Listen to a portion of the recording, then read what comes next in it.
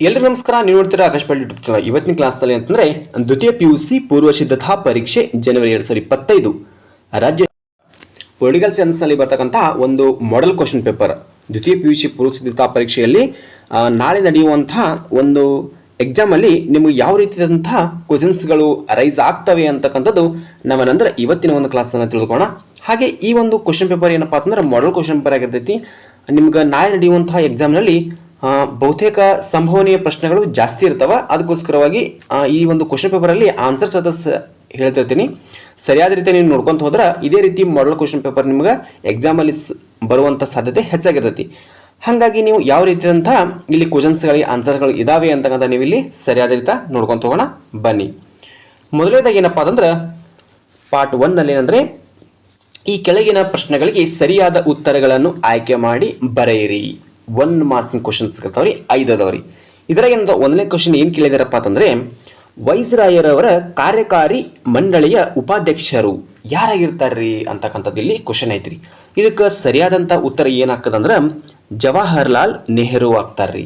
ಇದಕ್ಕೆ ರೀ ವೈಸ್ರಾಯವರ ಕಾರ್ಯಕಾರಿ ಮಂಡಳಿಯ ಉಪಾಧ್ಯಕ್ಷರು ಯಾರಾಗಿರ್ತಾರೆ ಅಂದ್ರೆ ಜವಾಹರ್ಲಾಲ್ ನೆಹರು. ಈ ಸಂಪೂರ್ಣವಾಗಿ ಏನಪ್ಪ ಅಂತಂದ್ರೆ ವಿಡಿಯೋ ಕೊನೆ ತನಕ ನೋಡ್ರಿ, ಯಾರು ಮಿಸ್ ಮಾಡ್ಕೋಬೇಡಿ. ಯಾಕಪ್ಪ ಅಂತಂದ್ರೆ ಈ ಸಂಪೂರ್ಣವಾದಂಥ ಕ್ವಶನ್ ಪೇಪರ್ದ ಆನ್ಸರ್ಸ್ಗಳೇನಪ್ಪ ಅಂತಂದ್ರೆ ನಾವಿಲ್ಲಿ ಡಿಸ್ಕಸ್ ಮಾಡೋಣ.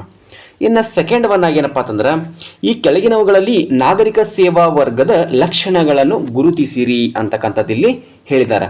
ಇಲ್ಲಿ ನಾಗರಿಕ ಸೇವಾ ವರ್ಗದ ಲಕ್ಷಣಗಳು ಯಾವ್ಯಾವ ಆಗ್ತಾವಪ್ಪ ಅಂತಂದ್ರೆ ಇಲ್ಲಿ ಆಲ್ಮೋಸ್ಟ್ ಏನಪ್ಪ ಅಂತಂದ್ರೆ 4 ಆಗ್ತಾವ್ರಿ, 3 ಆಗ್ತಾವ. ಅಂದ್ರೆ ವೃತ್ತಿ ನಿರತ ವರ್ಗ, ಅಧಿಕಾರ ಶ್ರೇಣಿ ಪದ್ಧತಿ, ಅನಾಮಧೇಯತೆ.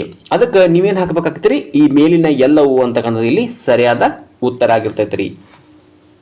ಹಾಗೆ ಥರ್ಡ್ ಒನ್ ಆಗಿ ನೋಡೋದಾದ್ರೆ ವಿಶ್ವ ಪರಿಸರ ದಿನಾಚರಣೆಯನ್ನು ಈ ದಿನದಂದು ಆಚರಿಸಲಾಗುತ್ತದೆ. ಇದು ಎಲ್ಲರಿಗೂ ಈಜಿ ಆದಂಥ ಕ್ವಶನ್ಸ್ ಇದಾವೆ. ವಿಶ್ವ ಪರಿಸರ ದಿನ ಯಾವಾಗ ಆಚರಣೆ ಮಾಡ್ತೇವಪ್ಪ ಅಂತಂದ್ರೆ ಜೂನ್ 5ನೇ ತಾರೀಕಿಗೆ ನಾವು ವಿಶ್ವ ಪರಿಸರ ದಿನಾಚರಣೆ ಎಂದು ಆಚರಣೆ ಮಾಡ್ತೇವೆ. ಇದು ಅಂದ್ರೆ ಎಲ್ಲರಿಗೂ ಕಾಮನ್ ಆಗಿ ಪ್ರಶ್ನೆ ಅಂತ ಐತ್ರಿ. ಇನ್ನು ನೆಕ್ಸ್ಟ್ ಒನ್ ಆಗೇನಪ್ಪ ಅಂದ್ರೆ 4ನೇ ಪ್ರಶ್ನೆ ನೋಡೋದಾದ್ರೆ ರಾಷ್ಟ್ರದ ಪ್ರತಿಭಾವಂತ ವಿದ್ಯಾರ್ಥಿಗಳ ಸಮೂಹ ಹೆಚ್ಚಿನ ಹಣ ಸೌಲಭ್ಯ ಮತ್ತು ಗೌರವಗಳಾಗಿ ವಿದೇಶಗಳಿಗೆ ವಲಸೆ ಹೋಗುವುದು ಯಾವುದಪ್ಪ ಅಂತಂದರೆ ಹೊರಗುತ್ತಿಗೆ ಅಂತಕ್ಕಂಥದ್ದು ಅವ್ರಿಗೆ ಕರೀತಾರೆ. 4ನೇದು ಬೌದ್ಧಿಕ ಪಲಾಯನ ಅಂತಕ್ಕಂಥದ್ದು. ಇದಕ್ಕೆ ರಾಷ್ಟ್ರದ ಪ್ರತಿಭಾವಂತ ವಿದ್ಯಾರ್ಥಿಗಳು ವಿದೇಶಗಳಿಗೆ ವಲಸೆ ಹೋಗೋದಕ್ಕೆ ಏನಂತಾರೆ ಅಂದ್ರೆ ಬೌದ್ಧಿಕ ಪಲಾಯನ. ಅಂದರೆ ಹೆಚ್ಚಿನ ವಿದ್ಯಾಭ್ಯಾಸಕ್ಕೆ ಹೋಗಿ ಏನಪ್ಪ ಅಂತಂದ್ರೆ ಅದರ್ ಕಂಟ್ರಿಗೆ ಅವರು ವಿದೇಶಕ್ಕೆ ಹೋಗಿ ಅವರಲ್ಲಿ ವಿದ್ಯಾಭ್ಯಾಸ ಮಾಡ್ತಿರ್ತಾರೆ ರೀ. ಅದಕ್ಕೋಸ್ಕರವಾಗಿ ಏನಂದ್ರೆ ಅದಕ್ಕೆ ಏನಂತಾರೆ ಅಂದ್ರೆ ಬೌದ್ಧಿಕ ಪಲಾಯನ ಅಂತಕ್ಕಂಥದ್ದು ಇಲ್ಲಿ ಕರೀತಾರೆ ರೀ. ಇನ್ನು ನೆಕ್ಸ್ಟ್ ಏನಪ್ಪ ಅಂತಂದ್ರೆ ಲೇಸಸ್ ಪೇರ್ ಎಂದರೆ ಏನಪ್ಪ ಅಂತಂದ್ರೆ ಮುಕ್ತ ಮಾರುಕಟ್ಟೆ ಅಂತಕ್ಕಂಥದ್ದು ಇಲ್ಲಿ ಸರಿಯಾದಂಥ ಉತ್ತರ. ಇನ್ನು ನೆಕ್ಸ್ಟ್ ಸೆಕೆಂಡ್ ಒನ್ ಆಗಿ ಏನಪ್ಪ ಅಂತಂದ್ರೆ ಇಲ್ಲಿ ಬಿಟ್ಟ ಸ್ಥಳ ತುಂಬಿರಿ. ಈ ಕೆಳಗಿನ ಖಾಲಿ ಇರುವ ಬಿಟ್ಟ ಸ್ಥಳವನ್ನು ತುಂಬಿರಿ. ಮೊದಲನೇದಾಗಿ ಏನಪ್ಪ ಅಂತಂದ್ರೆ ಚುನಾವಣೆ ಮೂಲ ಪದ ಎಲಿಗೇರ್ ಡ್ಯಾಶ್ ಪದದಿಂದ ಬಂದಿದೆ. ಚುನಾವಣೆ ಮೂಲ ಪದ ಎಲಿಗೇರ್ ಯಾವ ಪದದಿಂದ ಬಂದಿದೆ? ಇಲ್ಲಿ ಲ್ಯಾಟಿನ್ ಪದದಿಂದ ಬಂದಿದೆ ಅಂತಕ್ಕಂಥದ್ದು ಇಲ್ಲಿ ಸರಿಯಾದಂಥ ಉತ್ತರ ಆಗ್ತೈತ್ರಿ. ಇನ್ನು 7ನೇ ಪ್ರಶ್ನೆ ಡ್ಯಾಶ್ ವಿಧಿಯು ಅಖಿಲ ಭಾರತ ಸೇವೆಗೆ ಅವಕಾಶ ಕಲ್ಪಿಸಿದೆ. ಯಾವ ವಿಧಿ ಅಖಿಲ ಭಾರತ ಸೇವೆಗೆ ಅವಕಾಶ ಕಲ್ಪಿಸಿದೆ ಅಂತಕ್ಕಂಥದ್ದು ಇಲ್ಲಿ ನಾವು ಕ್ವಶನ್ ಇದೆ. ಇದಕ್ಕೆ ಸರಿಯಾದಂಥ ಉತ್ತರ 312ನೇ ವಿಧಿಯು ಅಖಿಲ ಭಾರತ ಸೇವೆಗೆ ಅವಕಾಶವನ್ನು ಇಲ್ಲಿ ಕಲ್ಪಿಸ್ತೈತ್ರಿ. ನೆಕ್ಸ್ಟ್ ಬಂಗಾಳ ಸರ್ಕಾರವು ಡ್ಯಾಶ್ ಅನ್ನು ನಿಷೇಧಿಸಿದೆ. ಬಂಗಾಳ ಸರ್ಕಾರವು ಏನನ್ನು ನಿಷೇಧನೆ ಮಾಡುತ್ತಪ್ಪ ಅಂದ್ರೆ ನೀಲಿ ಬೆಳೆಯನ್ನು ನಿಷೇಧ ಮಾಡಿದೆ. ಇಲ್ಲಿ ಸರಿಯಾದಂಥ ಉತ್ತರ ಏನಾಗ್ತೈತ್ರಿ? ನೀಲಿ ಬೆಳೆ ಅಂತಕ್ಕಂಥದ್ದು ಬಂಗಾಳ ಸರ್ಕಾರವು ನಿಷೇಧ ಮಾಡಿತು. ಇನ್ನು ನೆಕ್ಸ್ಟ್ 9ನೇ ಕ್ವಶನ್ ಲಿಭಾದ ನಿರಂಕುಶಾಧಿಕಾರಿ ಡ್ಯಾಶ್. ನಿಭಾದ ನಿರಂಕುಶಾಧಿಕಾರಿ ಡ್ಯಾಶ್ ಅಂತ ಅಂದರೆ ಇದಕ್ಕೆ ಸರಿಯಾದಂಥ ಉತ್ತರ ಇಲ್ಲಿ ಮ್ಯೂಮರ್ ಗಡಾಫೆ. ಇವರು ಲಿಭಾದ ನಿರಂಕುಶಾಧಿಕಾರಿ ಯಾರಂದ್ರೆ ಮ್ಯೂಮರ್ ಗಡಾಫೆ. ಇನ್ನು ಲಾಸ್ಟ್ 10ನೇದಾಗಿ ಏನಂದ್ರೆ 1966ರ ರತ್ತಾಸ್ಗೇಟ್ ಒಪ್ಪಂದಕ್ಕೆ ಲಾಲ್ ಬಹದ್ದೂರ್ ಶಾಸ್ತ್ರಿ ಮತ್ತು ಡ್ಯಾಶ್ ಅವರು ಸಹಿ ಹಾಕಿದ್ದರು. ಈಗ ಲಾಸ್ಟ್ ಆಪ್ಷನ್ ಇದು ಒಂದೇ ಉಳಿದೈತಿ. ಯಾರಪ್ಪ ಅಂತಂದ್ರೆ ಅಯೂಬ್ ಖಾನ್ ಅವರೇನಪ್ಪ ಅಂದ್ರೆ ಇದಕ್ಕೆ ಅವರು ಸಹಿ ಹಾಕಿದ್ರು. ಇಷ್ಟೇನಂದ್ರೆ ಇದು ಬಿಟ್ಟ ಸ್ಥಳ ತುಂಬಿರಿ. ಇನ್ನು ಹೊಂದಿಸಿ ಬರೆಯಲ್ಲಪ್ಪ ಅಂತ ನೀವು ಸರಿಯಾದ ರೀತಿ ನೀವು ಆಪ್ಷನ್ಗಳಿಗೆ ಕರೆಕ್ಟ್ ಆನ್ಸರ್ ಹಾಕಿದ್ರಪ್ಪ ಅಂತಂದ್ರೆ ನಿಮಗೆ ಫಿಕ್ಸ್ ಆಗಿ 5 ಮಾರ್ಕ್ಸ್ ನಿಮ್ಗೆ ಫಿಕ್ಸ್ ಇರ್ತೈತೆ ರೀ. ಅದಕ್ಕೋಸ್ಕರವಾಗಿ ನೋಡಪ್ಪ ಅಂತಂದ್ರೆ ಮೊದಲನೇದಾಗಿ ಎ ಪಾಠ, ಇಲ್ಲಿ ಬಿ ಪಾಠ ಇರ್ತೈತಿ. ಡೈರೆಕ್ಟ್ ಆನ್ಸರ್ ಬರೆದು ಬರ್ರಿ, ಇದಕ್ಕೇನು ವಿಚಾರ ಇಲ್ಲ. ಒಂದನೇದಾಗಿ ಎ ಆಪ್ಷನ್ಗೆ ಸರ್ ಸಿರಿಯಲ್ ರ್ಯಾಡ್ಕ್ಲಿಫ್, ಇದಕ್ಕೆ ಸರಿಯಾದಂಥ ಜೋಡಿ ಏನಪ್ಪ ಅಂದ್ರೆ ಬೌಂಡ್ರಿ ಕಮಿಷನರ್. ಇಲ್ಲ ಐತೆ ನೋಡ್ರಿ, ಬೌಂಡ್ರಿ ಕಮಿಷನರ್, ಇದು ಎ ಸರಿಯಾದಂಥ ಉತ್ತರ ಏಕ್. ಇನ್ನು ಲಾಲ್ ಬಹದ್ದೂರ್ ಶಾಸ್ತ್ರಿ ಅಕಾಡೆಮಿ, ಲಾಲ್ ಬಹದ್ದೂರ್ ಶಾಸ್ತ್ರಿ ಅಕಾಡೆಮಿ ಅಂದರೆ ಮಸ್ಸೂರಿ, ಲಾಸ್ಟ್ ಆಪ್ಷನ್ ಐತೆ ನೋಡ್ರಿ, ಮಸ್ಸೂರಿ ಅಂತಕ್ಕಂಥದ್ದು. ಜನಾಂಗೀಯತೆ ನಾಡು ಯಾವುದಪ್ಪ ಅಂತಂದ್ರೆ ಆಫ್ರಿಕಾ ರೀ. ಇನ್ನು ಲೋಕಪಾಲ ಅಂದರೆ ರಾಷ್ಟ್ರಪತಿ. ಇನ್ನು ಬುದ್ಧನ ಪುಣ್ಯಭೂಮಿ ಯಾವುದ್ರಿ ನಮಗೆ ಭಾರತ.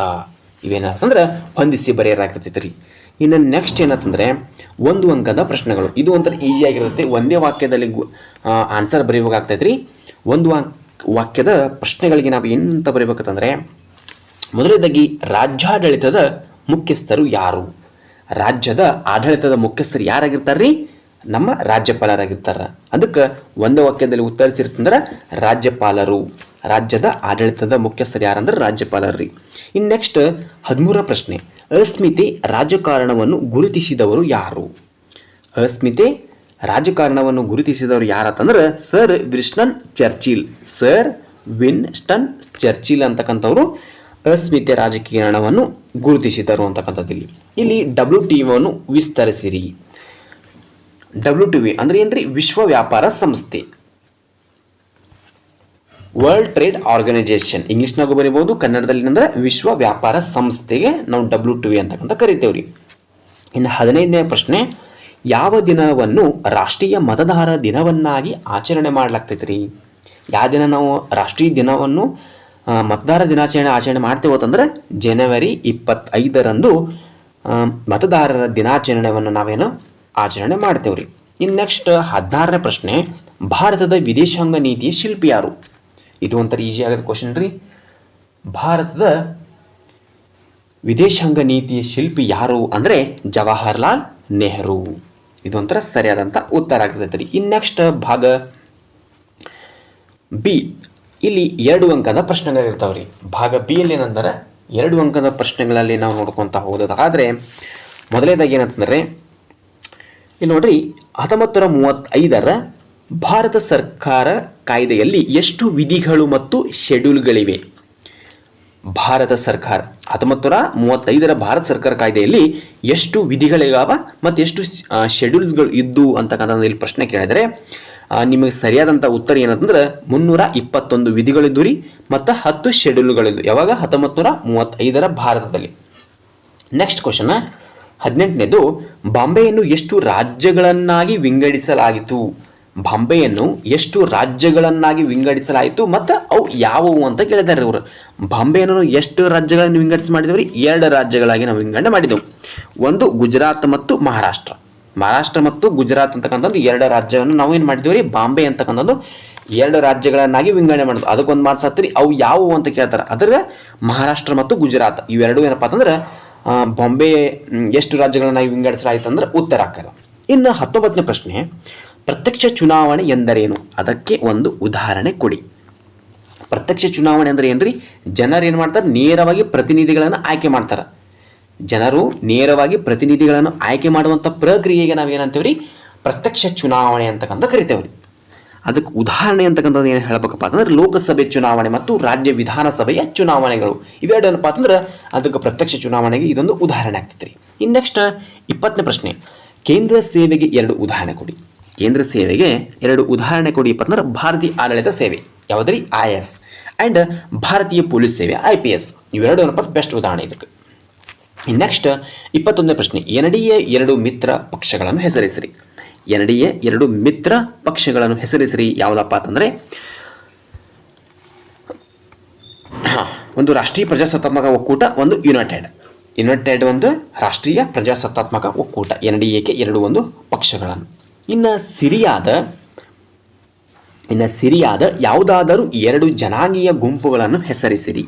2 ಜನಾಂಗೀಯ ಗುಂಪುಗಳಂತಂದ್ರೆ ಒಂದು ಅರಬರ ಬರ್ತಾರೆ ರೀ, ಒಂದು ಕೂಡ್ಗಳು ಅಂತ ಬರ್ತಾರೆ ರೀ. ಅಲ್ಲಿಯ ಸಣ್ಣ ಸಣ್ಣ ಒಂದು ಗುಂಪುಗಳಾಗಿರ್ತಾವೆ, ವಾಸ ಮಾಡ್ತಿರ್ತಂಥ ಒಂದು ಜನಾಂಗಗಳಾಗಿರ್ತಾವೆ ರೀ. ಇನ್ನು ಬ್ರಿಕ್ಸ್ನ ಯಾವುದಾದರೂ 2 ಸದಸ್ಯ ರಾಷ್ಟ್ರಗಳನ್ನು ಹೆಸರಿಸಿರಿ. ಬ್ರಿಕ್ಸ್ನ 2 ಸದಸ್ಯ ರಾಷ್ಟ್ರಗಳಂತಂದ್ರೆ ಒಂದು ಬ್ರೆಜಿಲ್ ಮತ್ತೊಂದು ರಷ್ಯಾ ರೀ. ಇವೆರಡು ಏನಪ್ಪ ಅಂತಂದ್ರೆ ಸದಸ್ಯ ರಾಷ್ಟ್ರಗಳಾಗಿರ್ತಾವೆ. ಇನ್ನು ನೆಕ್ಸ್ಟ್ ಯಾವುದಾದರೂ 2 ಮಿಲಿಟರಿ ಬಣಗಳನ್ನು ಹೆಸರಿಸಿರಿ. 2 ಮಿಲಿಟರಿ ಬಣಗಳಪ್ಪ ಅಂತಂದ್ರೆ ಒಂದು ನ್ಯಾಟೋ ರೀ, ಒಂದು SCO. ಇವೆರಡು ಏನಪ್ಪ ಅಂತಂದ್ರೆ ಯಾವುದಾದ್ರೂ ಒಂದು 2 ಮಿಲಿಟರಿ ಬಣಗಳಾಗಿ ಹೆಸರಿಸ ಆಗ್ತೈತೆ ನೋಡ್ರಿ. ಇಷ್ಟೇನಪ್ಪ ಅಂತಂದ್ರೆ 2 ಅಂಕದ ಪ್ರಶ್ನೆಗಳಾಗ್ತವೆ. ಇನ್ನೇನಪ್ಪ ಅಂತಂದ್ರೆ ಭಾಗ ಸಿ ಒಳಗೆ ನೋಡ್ರಿ, ಭಾಗ ಸಿ ಒಳಗೆ ನೋಡ್ರಪ್ಪ ಅಂತಂದ್ರೆ 15 ಮತ್ತು 20 ವಾಕ್ಯಗಳಿರ್ತವೆ. ಇವು ಅಂತ ನೀವು ಕ್ಲಾಸಲ್ಲಿ ಕೇಳಿರ್ತೀರಾ, ಆನ್ಸರ್ಗಳು ಗೊತ್ತಿರ್ತವೆ. ಹೀಗಾಗಿ ಏನಪ್ಪ ಅಂತಂದ್ರೆ ಇದರ ಬಗ್ಗೆ ನೋಡಿದಿಲ್ಲ.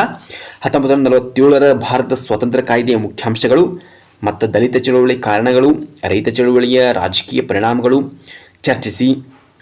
ಜಿಲ್ಲಾಡಳಿತದ ಮುಖ್ಯಸ್ಥರಾಗಿ ಜಿಲ್ಲಾಧಿಕಾರಿಗಳ ಕಾರ್ಯಗಳನ್ನು ವಿವರಿಸಿರಿ. ಭಾರತದ ಪ್ರಜಾಪ್ರಭುತ್ವ ಕೋಮುವಾದವು ಹೇಗೆ ದೊಡ್ಡ ತೊಡಕಾಗಿ ಅಭಿವೃದ್ಧಿಗೆ ಮಾರಕವಾಗಿದೆ ಎಂಬುದನ್ನು ಪರಾಮರ್ಶಿಸಿ.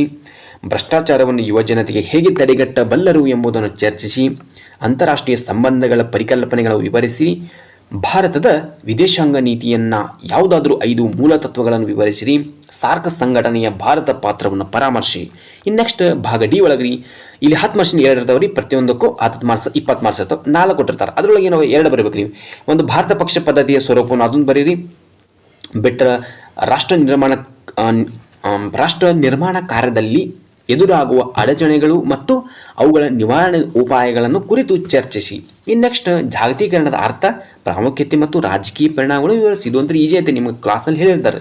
ನೆಕ್ಸ್ಟ್ ವಿಶ್ವಸಂಸ್ಥೆ ಮತ್ತು ಭಾರತ ನಡುವಿನ ಪಾತ್ರ ಮತ್ತು ಸಹಕಾರ ಕ್ಷೇತ್ರಗಳಲ್ಲಿ ಕುರಿತು ವಿವರಿಸಿರಿ. ಇವೆಲ್ಲವೂ ಏನಪ್ಪ ಅಂತಂದ್ರೆ ಈ ಒಂದು ರಾಜ್ಯಶಾಸ್ತ್ರದ ಒಂದು ವಿಷಯದಲ್ಲಿ ಬರ್ತಕ್ಕಂಥ ದ್ವಿತೀಯ PUC ಪೂರ್ವ ಸಿದ್ಧತಾ ಪರೀಕ್ಷೆ ನಾಳೆ ಬರುವಂಥ ಎಕ್ಸಾಮಲ್ಲಿ ಏನಪ್ಪ ಅಂತಂದ್ರೆ ಔಟ್ ಆಫ್ ಔಟ್ ನೀವು ತೊಗೋಬೇಕಪ್ಪ ಅಂತಂದ್ರೆ ಈ ಸರಿಯಾದ ಆನ್ಸರ್ಗಳನ್ನು ನೋಡಿದ ಅದರಲ್ಲಿ ಇದೇ ರೀತಿ ನೀವು ರೆಫರ್ ಮಾಡ್ಕೊಂಡು ಹೋರಿ.